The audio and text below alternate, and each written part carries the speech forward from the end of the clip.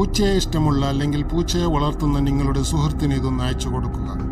പൂച്ചകളിൽ കണ്ടുവരുന്ന ഒരു വിരയുണ്ട്, ടോക്സോപ്ലാസ്മോസിസ് എന്ന് പറയും. ഈ ഒരു വിര പൂച്ചയെ വളർത്തുന്നവർക്ക് കൂടുതലായി അവരുടെ ശരീരത്തിലും ഉണ്ടാവാൻ സാധ്യതകളുണ്ട്. അപ്പോൾ ഈ ഒരു വിര കാരണം കൊണ്ട് ബ്രെയിനിൽ പല ഡാമേജുകളും വരാം. കാഴ്ചമങ്ങലോ അല്ലെങ്കിൽ ഫെവറോ മെൻ്റൽ ഇഷ്യൂസോ ഉണ്ടാകാം. ലിവറിന് ഡാമേജുകൾ ഉണ്ടാകാം. അങ്ങനെ പലതരത്തിലാണ് ബുദ്ധിമുട്ടുകൾ ഉണ്ടാകുന്നത്. പക്ഷേ ഇത് കൂടുതൽ അഫക്റ്റ് ചെയ്യുന്നത് ഇമ്മ്യൂണിറ്റി കുറവായിട്ടുള്ളവരുടെ പേരിൽ മാത്രമാണ്.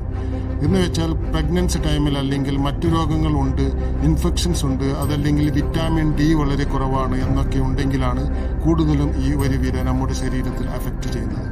അതല്ലെങ്കിൽ നമ്മുടെ ശരീരം തന്നെ അതിനെ ഒഴിപ്പിച്ച് കളയാറുണ്ട്. മാത്രമല്ല അത്ര ഒരു ഡേഞ്ചറസ് ആയിട്ടുള്ള ഒരു കാര്യമല്ല.